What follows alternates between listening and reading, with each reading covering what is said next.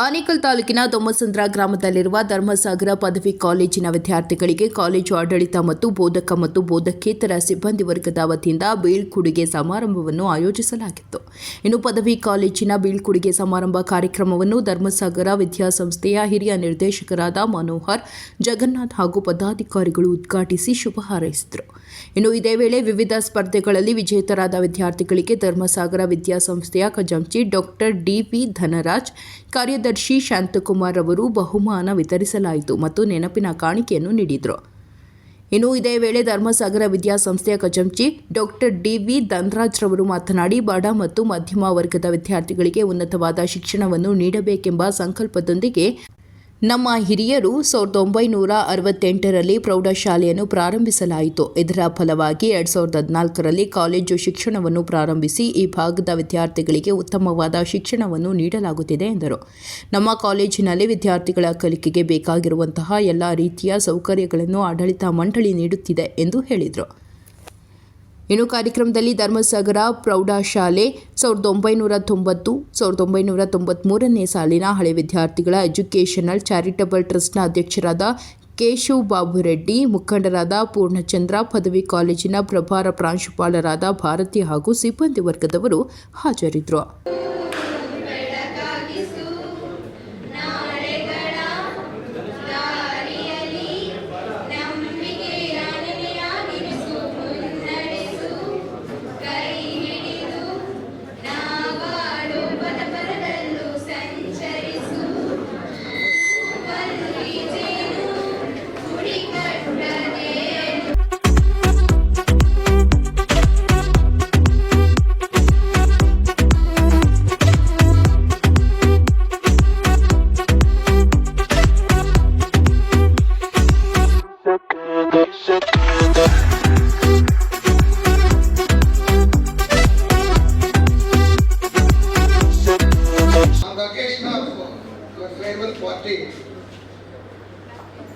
Why? Because you are going to complete your BCom career within a short period. So that's why, then what next? After completing your BCom, then what next? So that's why in this occasion, I am going to give some information about CA, CMA courses and CS courses also. My dear students, you are going to successfully complete your BCom career. But after completing your BCom, generally $1 million question, then what next? Some are going for MBA, some are going for MCom, some are discontinued and search for the job. Generally this will happen. But my dear students, in India, some beautiful courses are there, especially for commerce background students. But students does not aware about those courses. Out of those courses, one of the main important courses is Chartered Accountant. I think everybody at least hear that Chartered Accountant course, but you have no clear idea. Suppose you will ask anybody about the CA course, I am interested to do CA. They say only one thing, CA is very good course. Salary is lakhs of rupees only, 1000% job guarantee. But finally they told, CA is tough, you don't go. Actually today we came here, whether CA is tough or easy.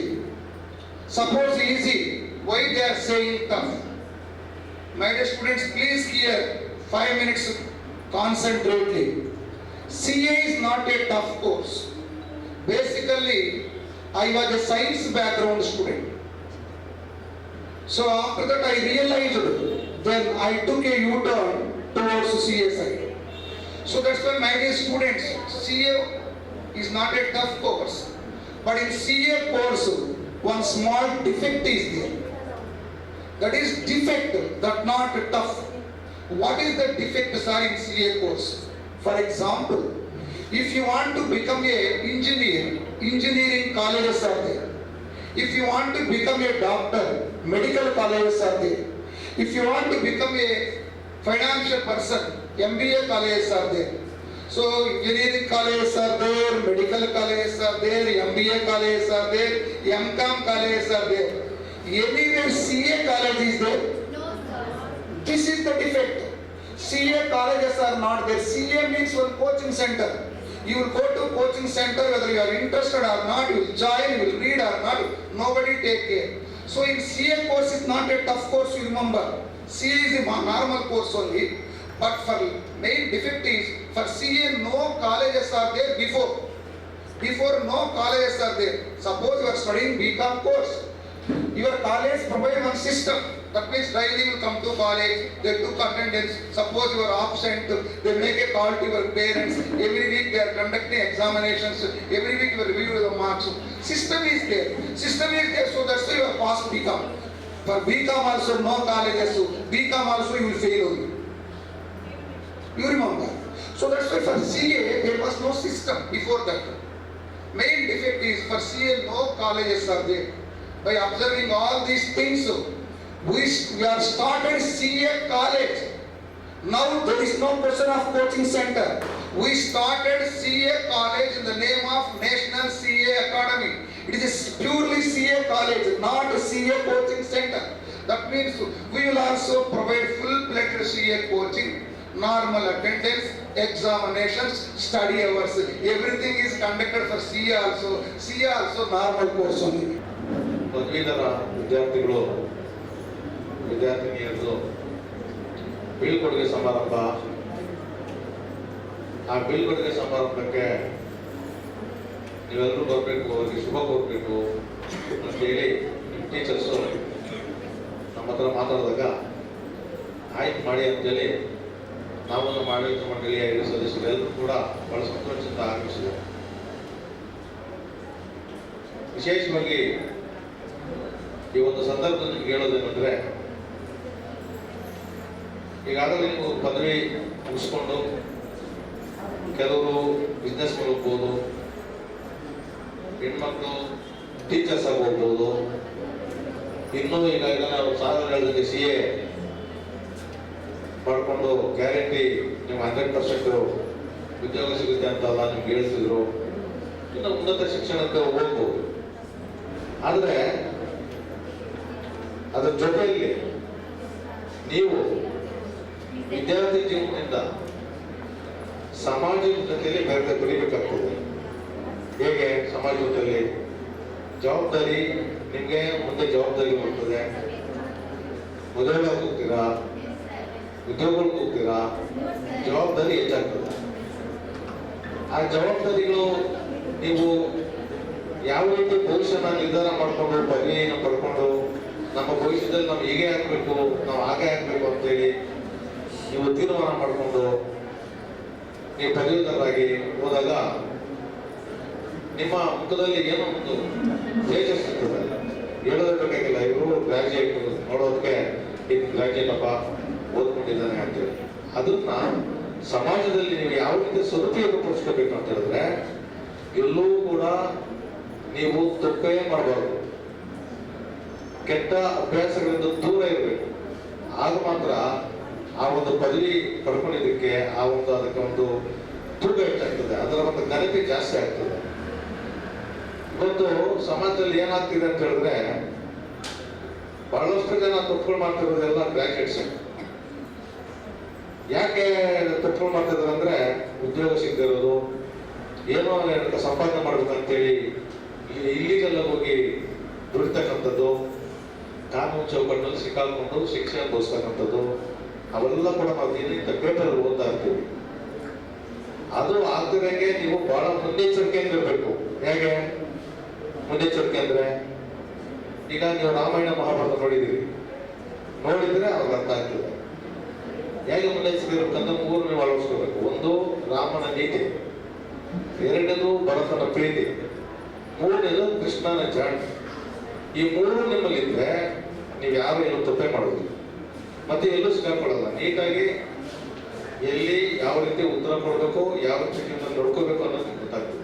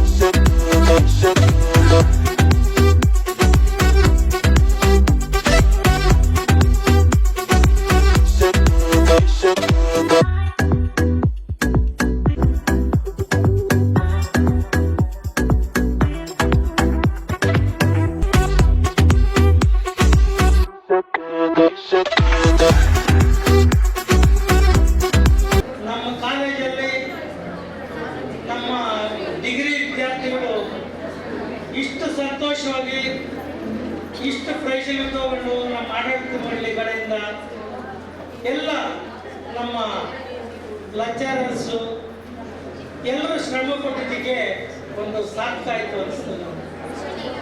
ಯಾಕಂದರೆ 68ರಲ್ಲಿ ಈ ವಿದ್ಯಾಸಂಸ್ಥೆ ಸ್ಥಾಪನೆ ಮಾಡಿದ ಹಿರಿಯರು ಅವರು ಇಲ್ಲ ಅಂದರೂ ಅವ್ರು ಫೌಂಡೇಶನ್ ಹಾಕಿ ಕೊಟ್ಟಿದ್ದು. ಅದಕ್ಕೆ ನಾವು ಅವರಿಗೆ ನಮ್ಮ ಶಾಲೆಯ ಪ್ರತಿಯೊಬ್ಬ ಈ ಧ್ವಂಸದ ಸುತ್ತಮುತ್ತಲಿನ ವಿದ್ಯಾರ್ಥಿಗಳಿಗೆ ವಿದ್ಯಾಭ್ಯಾಸಕ್ಕೆ ಕೊರತೆ ಆಗ್ಬಾರ್ದು, ವಿದ್ಯಾಭ್ಯಾಸ ಎಲ್ರಿಗೂ ಸಿಗಬೇಕು ಅಂತ ಅವ್ರ ಕನಸಿತ್ತು. ಇಂದಿನ ಫೌಂಡರ್ ಅವ್ರದ್ದು ಅವ್ರ ಕನಸನ್ನ ಪ್ರತಿ ವರ್ಷ ಈ ರೀತಿ ಪ್ರತಿಯೊಬ್ಬ ವಿದ್ಯಾರ್ಥಿಗಳು ನೀವು ನನಸು ಮಾಡ್ತಾ ಇರೋದು ನೋಡಿದ್ರೆ ನಮಗೆ ಅವರು ಎಲ್ಲಿ ದೂರದಿಂದ ನಮ್ಮನ್ನು ನೋಡ್ತಾ ಇದ್ದಾರೆ, ನಮಗೂ ಆಶೀರ್ವಾದ ಮಾಡಿ ಸಂಸ್ಥೆ ಇನ್ನ ಬೆಳೆಸ್ಕೊಂಡು ಹೋಗ್ರಿ ಅಂತ ನಮಗೂ ಅವರು ಹಿರಿಯರು ಆಶೀರ್ವಾದ ಮಾಡ್ತಾ ಇದ್ದಾರೆ ಅಂತ ಹೇಳ್ತಾ, ಇಲ್ಲಿ ನೋಡಿ ನಮ್ಮ ಕಣ್ಮುಂದೆ ಜಗನ್ನಾಥ ಅಣ್ಣನು ಮತ್ತು ಮನೋಹರ್ ಅಣ್ಣ ಕೂತಿದ್ದಾರೆ. ಹಿರಿಯರಲ್ಲಿ ಇವರಿಬ್ಬರು ಹಿರಿಯರು ಇಲ್ಲಿ. ಇವರಿಗೆ ಪ್ರತಿಯೊಂದು ಅವರ ಮಾರ್ಗದರ್ಶನದಲ್ಲೇ ನಮ್ಮ ಧರ್ಮಸಾಗರ ವಿದ್ಯಾಸಂಸ್ಥೆ ಇರ್ಬೋದು, ಕಾಲೇಜ್ ಇರ್ಬೋದು, ಒಳ್ಳೆ ಮಾರ್ಗದರ್ಶನದಲ್ಲಿ ಕೊಂಡೋಗ್ಬೇಕು ಅಂತ ತಗೊಂಡೋಗ್ಬೇಕು ಅಂತ ಅವರ ಕನಸು. ಅದಕ್ಕೆ ಇವತ್ತು ಅವ್ರನ್ನ ನೀವು ಬರಬೇಕು ಅಂತ ಮನೋಹರಣ್ಣ ಅವ್ರನ್ನ ನಮ್ಮ ಕಾರ್ಯದರ್ಶಿ ಅವ್ರು ನಾವು ಕೇಳಿದ್ದಕ್ಕೆ ಖಂಡಿತವಾಗಿ ಬರ್ತೀವಿ. ಸಂಸ್ಥೆಯಲ್ಲಿ ಇಷ್ಟು ವಿಜೃಂಭಣೆಯಾಗಿ ನಮ್ಮ ವಿದ್ಯಾರ್ಥಿಗಳನ್ನ ಈ ರೀತಿ ನೋಡಿ ನನಗೂ ಒಂದು ಆಸೆ ಅಂತ ಅವ್ರು ಬಂದಿದ್ದಾರೆ. ಹಿರಿಯರಾದ ಮನೋಹರಣ್ಣವರೇ ಮತ್ತು ನಮ್ಮ ಹಿರಿಯ ನಿರ್ದೇಶಕರಾದ ಜಗನ್ನಾಥಣ್ಣವರೇ, ನಮ್ಮ ಕಾರ್ಯದರ್ಶಿಗಳು ಅವರು ಪ್ರತಿಯೊಂದು ವಿಚಾರದಲ್ಲಿನೂ ಬೆಳಿಗ್ಗೆ ಹೋದ್ರೆ ನಾನು ಫಸ್ಟ್ ಫೋನ್ ಮಾಡ್ತಾರೆ, ಸರ್ ಏನು ಕಾಲೇಜ್ ಕಡೆ, ಸರ್ ಏನು ಸ್ಕೂಲ್ ಕಡೆ ಅಂತ. ನಮ್ಮ ಶಾಂತಕುಮಾರ್ ಅವರೇ ಮತ್ತು ಹಳೆಯ ವಿದ್ಯಾರ್ಥಿಯ ಸಂಘದ 92-93ನೇ ಸಾಲಿನ ಹೈಸ್ಕೂಲ್ನ ಅಧ್ಯಕ್ಷರಾದ ಬಾಬು ಕೇಶವ ರೆಡ್ಡಿ ಅವರೇ ಮತ್ತು ಎಲ್ಲ ನಮ್ಮ ವಿದ್ಯಾರ್ಥಿಗಳೇ ಮತ್ತು ಲೆಕ್ಚರರ್ಸ್ ಮತ್ತು ನಾನು ಸ್ಟಾಫ್ ಅವರು ಎಲ್ಲರ ಪ್ರತಿಯೊಬ್ಬರಿಗೂ ನಮ್ಮ ಈಗೇನ ಇತ್ತೀಚೆಗೆ ಪ್ರಾಂಶುಪಾಲರಾಗಿ ಬಡ್ತಿ ಪಡೆದಿದ್ದಾರೆ ನಮ್ಮ ಭಾರತಿ ಮೇಡಮ್ನವರೇ ಮತ್ತು ಎಲ್ಲ ಟೀಚರ್ ಎಲ್ಲ ಲೆಕ್ಚರರ್ಸ್. ನಾನೇನು ಹೇಳೋಕ್ಕೆ ಇಷ್ಟಪಡ್ತೀನಿ ಅಂದರೆ, ಬೆಳಗ್ಗೆ CA ವಿಚಾರದಲ್ಲಿ ಪೂರ್ಣಚಂದ್ರ ಅವರು ಸಂಪೂರ್ಣವಾಗಿ ಎಲ್ಲ ಹೇಳಿದ್ದಾರೆ. ನಿಮ್ಮ ವಿದ್ಯಾರ್ಥಿ ಭವಿಷ್ಯ, ನಿಮ್ಮ ವಿದ್ಯಾರ್ಥಿ ಜೀವನ ಈ ಸ್ಟೇಜಲ್ಲಿ ನೀವು ರೂಪಿಸ್ಕೊಳ್ಳೋದು ಬಹಳ ಮುಖ್ಯ. ಯಾಕಂದರೆ ಮುಂದಿನ ದಿನಗಳಲ್ಲಿ ನಿಮ್ಮ ಕಾಲ ಮೇಲೆ ನೀವು ನಿಂತ್ಕೊಬೇಕು. ನಿಮ್ಮ ಭವಿಷ್ಯ ನಿಮ್ಮ ಕೈನಲ್ಲಿ ಐತೆ ಅಂದರೆ ನೀವು ವಿದ್ಯಾರ್ಥಿ ಜೀವನದಲ್ಲಿ ಈ ಸಂದರ್ಭದಲ್ಲಿ ಡಿಗ್ರಿ ಈ ಸಂದರ್ಭದಲ್ಲಿ ಪ್ರತಿಯೊಬ್ಬರು ಜವಾಬ್ದಾರಿಯಾಗಿ ನೀವು ವಿದ್ಯಾರ್ಥಿ ಜೀವನದಲ್ಲಿ ನಿಭಾಯಿಸಿದ್ರೆ ನಿಮಗೆ ಉನ್ನತ ಮಟ್ಟದ ಕೀರ್ತಿ ಸಿಗ್ತೈತೆ. ನಿಮ್ಮನ್ನ ಇಲ್ಲಿಗೆ ಕಳಿಸಿದ ತಾಯಿ ತಂದೆಯವ್ರಿಗೂ ಒಂದು ಸಂತೋಷ ಸಿಗ್ತೈತೆ. ಪ್ರತಿಯೊಬ್ಬ ವಿದ್ಯಾರ್ಥಿಗಳಿಗೂ ನಾನು ಹೇಳೋದಿಷ್ಟೇ, ಬಡತನಕ್ಕೂ ವಿದ್ಯೆಗೂ ಸಂಬಂಧ ಇಲ್ಲ, ಸಿರಿತನಕ್ಕೂ ವಿದ್ಯೆಗೂ ಸಂಬಂಧ ಇಲ್ಲ. ನೀವು ಯಾರು ವಿದ್ಯಾವಂತರಾಗಿರ್ತೀರೋ, ಯಾರು ಆರೋಗ್ಯವಂತರಾಗಿರ್ತೀರೋ ನೀವೇ ಶ್ರೀಮಂತರು, ನೀವೇ ಸಿರಿವಂತರು. ಯಾಕಂದ್ರೆ ಇವಾಗ ಪ್ರತಿಯೊಂದು ಜೀವನದಲ್ಲಿ ಎಲ್ಲೋದ್ರೂ ನೀವೇನು ಓದಿದ್ದೀರಾ, ಡಿಗ್ರಿ ಮಾಡಿದ್ದೀರಾ, BCom ಮಾಡಿದ್ದೀರಾ, CA ಮಾಡಿದ್ದೀರಾ, ನಿಮ್ಮ ಮುಂದಿನ ಜೀವನಕ್ಕೆ, ಮುಂದಿನ ನಿಮ್ಮ ಪೀಳಿಗೆಗೆ ಏನೇ ವಿಷಯ ಇರಲಿ, A ಇಂದ Z ವರೆಗೂ ನಿಮ್ಮ ಮುಂದೆ ನಿಮ್ಮ ಒಂದು ಉದ್ಯೋಗಕ್ಕೆ ಆಗಲಿ ಇಲ್ಲ ನಿಮ್ಮ ಮುಂದಿನ ಜೀವನ ಸಂಗಾತಿ ಜೀವನಕ್ಕೆ ಆಗಲಿ ನಿಮ್ಮ ವಿದ್ಯಾಭ್ಯಾಸದ ಮೇಲೆ ನಡೆದಿರ್ತೈತೆ. ಪ್ರತಿಯೊಬ್ಬರು ಇದು ಮನಗಂಡ್ಬೇಕು. ಯಾಕೆ ಹೇಳ್ತೀನಿ ಅಂದ್ರೆ, ನಮ್ಮ ಹೆಣ್ಮಕ್ಳು ನಾನು ಇತ್ತೀಚೆಗೆ ನೋಡಿದ್ದೀನಿ, ಅಂಕಲ್ ಏನು ಓದಿದ್ದಾರೆ ಅವರು, ಇಲ್ಲ ಇಷ್ಟೇ ಓದಿದ್ರು, ನಾನು ಇಷ್ಟು ಓದಿದ್ದೀನಿ, ಹೆಂಗ್ ಅಂಕಲ್ ಅವ್ರನ್ನ ಚೆನ್ನಾಗಿ ವಿದ್ಯಾಭ್ಯಾಸ ಮಾಡಿದ್ರು ಮಾತಾಡೋಣ ಅಂಕಲ್ ಅಂದಿರೋ ಇವನ್ನು ಇದಾವೆ ಸಿಚುವೇಶನ್ಗಳು. ಅದರಿಂದ ಗಂಡ್ಮಕ್ಳೇ ಆಗಲಿ ಹೆಣ್ಮಕ್ಳೇ ಆಗಲಿ ವಿದ್ಯಾಭ್ಯಾಸದಲ್ಲಿ ಪ್ರತಿಯೊಬ್ಬರೂ ವಿದ್ಯಾಭ್ಯಾಸವನ್ನು ತೊಡಗಿಸ್ಕೊಂಡು ನೀವು ಉನ್ನತ ವಿದ್ಯಾಭ್ಯಾಸದಿಂದ ಉನ್ನತ ಇದಕ್ಕೆ ಶಿಕ್ಷಣ ಇದರಲ್ಲಿ ನೀವು ಮುಂದುವರಿಸಬೇಕು ಅಂತ ಹೇಳ್ತಾ ಬೆಳಗ್ಗೆಯಿಂದ ಕಾರ್ಯಕ್ರಮ ನಡೀತಾ ಇದೆ. ನಮ್ಮ ಹಿರಿಯರು ಈ ವಿದ್ಯಾಸಂಸ್ಥೆ ಕಟ್ಟೋರಿಗೆ ಮತ್ತೊಮ್ಮೆ ನೀವು ಚಪ್ಪಾಳ ಮೂಲಕ ಅವರಿಗೆ ಒಂದು ಗಮನ ಸಲ್ಲಿಸಬೇಕು ಅಂತ ಹೇಳ್ತಾ, ಪ್ರತಿಯೊಬ್ಬರು ಇಲ್ಲಿ ನೋಡಿ, ಈಗ ನಮಗೆ ಯಾರು ಕೊರತೆ ಇಲ್ದಿರೋ ಒಂದು ಕಾರ್ಯಕ್ರಮ ಚೆನ್ನಾಗಿ ನಡೆಸ್ಕೊಟ್ಟಿದ್ದಾರೆ. ನಮ್ಮ ಎಲ್ಲ ಲೆಕ್ಚರರ್ಸ್ಗೂ, ನಮ್ಮ ಪ್ರತಿಯೊಬ್ಬ ಲೆಕ್ಚರರ್ಸೂ ಶ್ರಮ ಐತೆ ನಿಮ್ಮ ಜೀವನ ಒಂದು ರೂಪಿಸೋದಕ್ಕೆ. ಅದರಿಂದ ಪ್ರತಿಯೊಬ್ಬರೂ, ಅವಾಗಲೇ ನಮ್ಮ ಶಾಂತಕುಮಾರ್ ಸಾಹೇಬರು ಹೇಳಿದ್ರು 4 ಋಣ ತೀರಿಸಬೇಕು ಅಂತ. ಅದನ್ನು ನೀವು ಮನಗಂಡು ಪ್ರತಿಯೊಬ್ಬರು ನೀವು ಮುಂದಿನ ದಿನಗಳಲ್ಲಿ ಒಳ್ಳೆ ವಿದ್ಯಾರ್ಥಿ ಜೀವನದಲ್ಲಿ ಮುಂದಿನ ಉನ್ನತ ಸ್ಥಾಯಿಗೆ ಹೋದಾಗ ಇಂಥ ಕಾಲೇಜಲ್ಲಿ ನಾವು ಓದ್ವಿ, ನಮ್ಮ ಕಾಲೇಜಿಗೆ ನಾವು ಏನಾರ ಕೊಡುಗೆ ಮಾಡಬೇಕು ಅಂತ, ಅಳಿಲು ಸೇವೆ ಮಾಡಬೇಕು ಅಂತ ನೀವು ಮನಗಂಡು ನೋಡಿ. ಈಗ ಹೈಸ್ಕೂಲಲ್ಲಿ 92-93ನೇ ಬ್ಯಾಚ್ ಅವರೊಂದು ಇದು ಮಾಡಿಕೊಂಡು ಟ್ರಸ್ಟ್ ಮಾಡಿಕೊಂಡು ವರ್ಷಕ್ಕೆ ಒಂದು 7 ರಿಂದ 8 ಲಕ್ಷ ರೂಪಾಯಿ ಗಂಟ ಬಡ ವಿದ್ಯಾರ್ಥಿಗಳಾಗಲಿ, ನೀರಿಂದಾಗಲಿ, ಏನೇ ಆಗಲಿ ಅವರು ಪ್ರತಿಯೊಂದು ಕಾರ್ಯಕ್ರಮಕ್ಕೂ ಕೈ ಜೋಡಿಸ್ತಾ ಇದ್ದಾರೆ. ನಮ್ಮ ಇಲ್ಲಿ ನಾನು ಇತ್ತೀಚೆಗೆ ಎಲ್ಲ ಲೆಕ್ಚರರ್ಸು ಮಾತ್ರನೂ ಮಾತಾಡಿದೆ. ಭಾರತಿ ಮೇಡಮ್ ಅವ್ರಿಗೆ ಹೇಳಿದೆ, ಮಹೇಂದ್ರ ಅವ್ರಿಗೆ, ನವಿತಾ ಮೇಡಮು, ಎಲ್ಲರೂ ಮಂಜುಳಾ ಮಾಡಿ ಎಲ್ರಿಗೂ ಹೇಳಿದೆ, ನಾವು ಒಂದು ಕಾಲೇಜ್ ಲೆವೆಲಲ್ಲಿ ವರ್ಲ್ಡ್ ಸ್ಟೂಡೆಂಟ್ಸ್ ಒಂದು ಮಾಡೋಣ ಅಂತ. ಮುಂದಿನ ದಿನಗಳಲ್ಲಿ ಮಾಡ್ತೀವಿ. ನೀವೆಲ್ಲ ಭಾಗವಹಿಸಿ, ನೀವು ನಿಮ್ಮ ಕೈನಲ್ಲಾಗಿದ್ದು ಮುಂದಿನ ಯಾರೇ ಬಡ ವಿದ್ಯಾರ್ಥಿಗಳಿಗೆ ನಿಮ್ಮ ಕೈನಲ್ಲಾಗಿದ್ದು ನೀವು ಸಹಾಯ ಮಾಡಿ. ನಿಮ್ಮ ಜೀವನ ಯಾರನ್ನು ಪ್ರತಿಯೊಬ್ಬರೂ ವಿದ್ಯಾರ್ಥಿ ಜೀವನದಲ್ಲಿ ವಂಚಿತರಾಗ್ದಿರೋ ವಿದ್ಯಾಭ್ಯಾಸ ಕಲಿಬೇಕು ಅನ್ನೋದು ನಮ್ಮ ಆಸೆಯ. ನನ್ನ 2 ಮಾತು ಮಾತಾಡಿ ಮುಗಿಸ್ತೇನೆ. ಜೈ ಹಿಂದ್, ಜೈ ಕರ್ನಾಟಕ. ಕಾರ್ಯಕ್ರಮ ಬಹಳ ಚೆನ್ನಾಗಿ ಬಂದಿದ್ದಾರೆ. ಎಲ್ಲ ವಿದ್ಯಾರ್ಥಿಗಳು ಕೂಡ ಅಸನ್ಮುಖರಾಗಿದ್ದಾರೆ. ವೇದಿಕೆ ಮೇಲೆ ಇರ್ತಕ್ಕಂಥ ಎಲ್ಲ ಗಣ್ಯರೇ, ನಮ್ಮ ಸ್ನೇಹಿತರಾದಂಥ ಕಾರ್ಯದರ್ಶಿಗಳಾದಂಥ ಶಾಂತಕುಮಾರ್ ಅವರೇ, ಧನರಾಜ್ ಅವರೇ, ನಮ್ಮ ಜಗನ್ನಾಥಣ್ಣವರೇ, ಬಾಬು ರೆಡ್ಡಿ ಅವರೇ ಮತ್ತು ಪ್ರಭಾರಿ ಪ್ರಿನ್ಸಿಪಾಲ್ ಅವರೇ, ಎಲ್ರಿಗೂ ಕೂಡ ನಾನು ಮತ್ತು ನಿಮಗೆ ಉಪನ್ಯಾಸಕರು ಮತ್ತು ವಿದ್ಯಾರ್ಥಿನಿಯರಿಗೂ ಕೂಡ ನನ್ನ ನಮಸ್ಕಾರಗಳನ್ನು ತಿಳಿಸ್ತಾ, ನಾನು ಹೆಚ್ಚಿಗೆ ಭಾಷಣ ಮಾಡೋದಿಲ್ಲ, ಭಾಷಣಕಾರನಲ್ಲ. ಏನಾದರೂ ಸಲಹೆ ಇದ್ದರೆ ಸಲಹೆ ಕೊಡುವಂಥ ಒಂದು ಸಣ್ಣ ಮನುಷ್ಯ ನಾನು. ಅದು ಒಂದು ಮಾತನಾಡಬೇಕು ಅಂತ ಹೇಳಿದರೆ ಮಾತನಾಡ್ತಾ ಇದ್ದೇನೆ. ನೀವೆಲ್ಲ ಕಾಲೇಜನ್ನು ಬಿಟ್ಟು ಮುಂದೆ ಹೋಗ್ತೀರಾ, BCom ಪಾಸ್ ಆಗಿ ನೀವು ಉನ್ನತ ಹುದ್ದೆಗಳಲ್ಲಿ ನೀವು ಆಸೀನರಾಗ್ತೀರಾ. ಆದರೆ ನೀವು ಓದಂಥ ಶಾಲೆನ, ಹೈಸ್ಕೂಲ್ ಆಗಲಿ, ಕಾಲೇಜ್ ಆಗಲಿ, ಪ್ರೈಮರಿ ಸ್ಕೂಲ್ ಆಗಲಿ, ಅದನ್ನು ಮರಿಬೇಡಿ. ನೀವು ಅದನ್ನು ನೆನೆಸ್ಕೊಳ್ಳಿ. ಏಕೆಂದರೆ ನಾವು ಬಾಲ್ಯದಲ್ಲಿ ನಾವು ವಿದ್ಯಾಭ್ಯಾಸವನ್ನು ಮಾಡಿದಂಥ ಒಂದು ಶಾಲೆ ಇರುತ್ತಲ್ಲ, ಅದು ಬಹಳ ಪರಿಣಾಮಕಾರಿಯಾದ ರೀತಿಯಲ್ಲಿ ನಮ್ಮ ಮನಸ್ಸಿನ ಮೇಲೆ ಭಾವನೆಗಳನ್ನು ಅಚ್ಚುಮೂಡಿಸಿರುತ್ತೆ. ನಿಮಗೆ ಅದನ್ನು ನೆನೆಸ್ಕೊಳ್ಳಿ. ಮುಂದೆ ನೀವು ದೊಡ್ಡ ವ್ಯಕ್ತಿಗಳಾದಾಗ, ಉನ್ನತ ವಿದ್ಯಾಭ್ಯಾಸವನ್ನು ಸಂಪಾದನೆ ಮಾಡಿದಾಗ ನಿಮ್ಮ ಶಾಲೆನ, ನಿಮ್ಮ ಕಾಲೇಜನ್ನು ನೆನೆಸ್ಕೊಂಡು ಅಲ್ಲಿ ಬಂದು ಅದರ ಬಗ್ಗೆ, ಆಡಳಿತದ ಬಗ್ಗೆ ವಿಚಾರವನ್ನು ಮಾಡಿ ನಿಮ್ಮ ಕೈನಲ್ಲಾದಂಥ ಸಹಾಯವನ್ನು ಕೂಡ ನೀವು ಮಾಡಿದ್ರೆ ನಿಮಗೆ ಪುಣ್ಯ ಕೂಡ ಬರುತ್ತೆ ಅಂತೇಳಿ ನನ್ನ ಭಾವನೆ. ಯಾವತ್ತೂ ನೀವು ಹಿಂದಿನದನ್ನು ಮರಿಬೇಡಿ. ಮುಂದೆ ನೀವು ಭವಿಷ್ಯವನ್ನು ಇಟ್ಕೊಂಡು ಮುನ್ನಡೆ ಇಡೀರಿ. ಮತ್ತು ನೀವು ಇವತ್ತು BCom ಎಕ್ಸಾಮನ್ನು ನೀವು ಫೇಸ್ ಮಾಡ್ತಾ ಇದ್ದೀರಾ. ಮಾಡಿ ಮುಂದೆ ನೀವು ಅದರಲ್ಲಿ ಹೆಚ್ಚಿನ ತೇರ್ಗಡೆ ಆಗಲಿ ಅಂತೇಳಿ ನಾನು ಎಲ್ಲರ ಪರವಾಗಿ ನಾನು ಆಶಿಸ್ತೇನೆ, ಹೃದಯ ತುಂಬಿ ಆಶಿಸ್ತೇನೆ.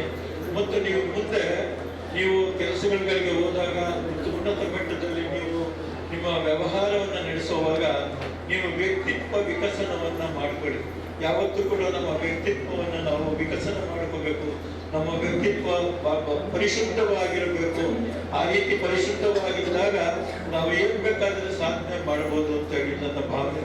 ನೀವು ಗುರು ಹಿರಿಯರಿಗೆ ವಂದಿಸಬೇಕು ಮತ್ತು ನಿಮ್ಮ ತಂದೆ ತಾಯಿಯರಿಗೆ ವಂದಿಸಬೇಕು. ಎಲ್ಲಕ್ಕಿಂತ ಹೆಚ್ಚಿಗೆ ನಾನು ಎಲ್ಲ ವೇದಿಕೆಯಲ್ಲಿ ಹೇಳೋದಿಷ್ಟೇ, ದೇಶಕ್ಕಾಗಿ ನೀವು ಸರಿಯಾದ ರೀತಿಯಲ್ಲಿ ತ್ಯಾಗ ಬಲಿದಾನವನ್ನು ಮಾಡಬೇಕು, ತ್ಯಾಗ ಮಾಡಬೇಕು. ದೇಶ ಮುಂದುವರಿಬೇಕು. ನಮ್ಮ ದೇಶ ಚೆನ್ನಾಗಿದ್ರೆ ನಾವೆಲ್ಲರೂ ಕೂಡ ಚೆನ್ನಾಗಿರ್ತೇವೆ. ನಮ್ಮ ವ್ಯಕ್ತಿತ್ವವನ್ನು ಬೆಳೆಸ್ಕೋಬೇಕು ಅಂತೇಳಿ ನಾನು ಹೇಳ್ತಾ ನಾನು ಹೆಚ್ಚಿಗೆ ಮಾತನಾಡೋದಿಲ್ಲ. ನಿಮಗೆಲ್ಲ ಶುಭ ಆಗಲಿ ಅಂತೇಳಿ ನಾನು ಆಶಿಸ್ತಾ ಮತ್ತೊಮ್ಮೆ ನಿಮಗೆ ಹೃದಯ ತುಂಬಿ ನಾನು ನಿಮಗೆಲ್ಲರಿಗೂ ಕೂಡ ಒಳ್ಳೆಯದಾಗಲಿ, ಮುಂದೆ ನೀವು ಈ ಶಾಲೆಗೆ ಮತ್ತೆ ಬಂದು ಒಂದು ಸಹಾಯವನ್ನು ಮಾಡಲಿ ಅಂತೇಳಿ ಆಶಿಸ್ತಾ ಎಲ್ಲರ ಪರವಾಗಿ ನಾನು ನಿಮಗೆ ವಂದಿಸ್ತಾ ನನ್ನ 2 ಮಾತನ್ನು ಮುಗಿಸ್ತೇನೆ. Today we have gathered here to give a farewell day and farewell occasion for our final year BCom students, and also in respected dignitaries who are seated on the dais, and I thank them, and also first of all I welcome them and I thank them to make this function. And also they have given me a very good cooperation to run this farewell day occasion. And moreover, final year students, they are facing the exam on 6th. I wish them all the best. They have to do very well for the exam, in the examination. And Dhanraj sir, Manohar sir, Jagannath sir, Shyam Kumar sir and Babu sir, I also request you all as well as I thank you all for giving me a very good cooperation to become a principal also of Dharmasagara First Grade and PU College. ವಿದ್ಯಾಸಂಸ್ಥೆ 1968ರಲ್ಲಿ ಸ್ಥಾಪನೆ ಆಯಿತು. ಅನೇಕ ಆಗ ಹಿರಿಯರು ಅಂತಂದರೆ ಅವರು ನಿಜಕ್ಕೂ ಕೂಡ ದೇವರ ಸಮಾನವಾದವರು. ಅವರಲ್ಲಿ ಯಾವ ಒಂದು ಕಲ್ಮಶವನ್ನು ಕೂಡ ಇರ್ತಾ ಇರಲಿಲ್ಲ. ಅಂಥ ಹಿರಿಯರು ಸೇರಿ, ಧ್ವಂಸಂದ್ರದ ಹಿರಿಯರೆಲ್ಲರೂ ಸೇರಿ ಈ ಒಂದು ಶಾಲೆಯನ್ನು ನಿರ್ಮಾಣ ಮಾಡಿದ್ರು. ಆ ಶಾಲೆ ನಿರ್ಮಾಣ ಆಗುವಾಗ ಆವಾಗ 5 ರೂಪಾಯಿ 10 ರೂಪಾಯಿಗೆ ಇವತ್ತು 1000 ರೂಪಾಯಿಗಿಂತ ಹೆಚ್ಚಿಗೆ ಬೆಲೆ ಇತ್ತು. ಅಂಥ ಸಮಯದಲ್ಲಿ 5 ರೂಪಾಯಿ 10 ರೂಪಾಯಿ ವಸೂಲಿ ಮಾಡಿ ಮನೆಗೆ ಹೋಗಿ ವಸೂಲಿ ಮಾಡಿ ಬೆಂಗಳೂರಿನಲ್ಲಿ ವಸೂಲಿ ಮಾಡಿ 3 ವರ್ಷಗಳ ಕಾಲ ಈ ಶಾಲೆ ಓಪನ್ ಆದಾಗ 3 ವರ್ಷ ಅವರೇ ಸಂಬಳ ಕೊಡಬೇಕಾಗಿತ್ತು. ಆ ಬಡತನ ಇವತ್ತಿನ ರೀತಿಯಲ್ಲಿ ಹಣಕಾಸು ಓಡಾಟ ಇರಲಿಲ್ಲ. ಬಹಳ ಬಡತನದಲ್ಲಿ ಇದ್ದಂಥ 68ನೇ ಇಸ್ವಿನಲ್ಲಿ ಅವರು 5 ರೂಪಾಯಿ 10 ರೂಪಾಯಿ ವಸೂಲು ಮಾಡಬೇಕಾದ್ರೆ ಭಾಳ ಕಷ್ಟಪಟ್ಟಿದ್ದಾರೆ.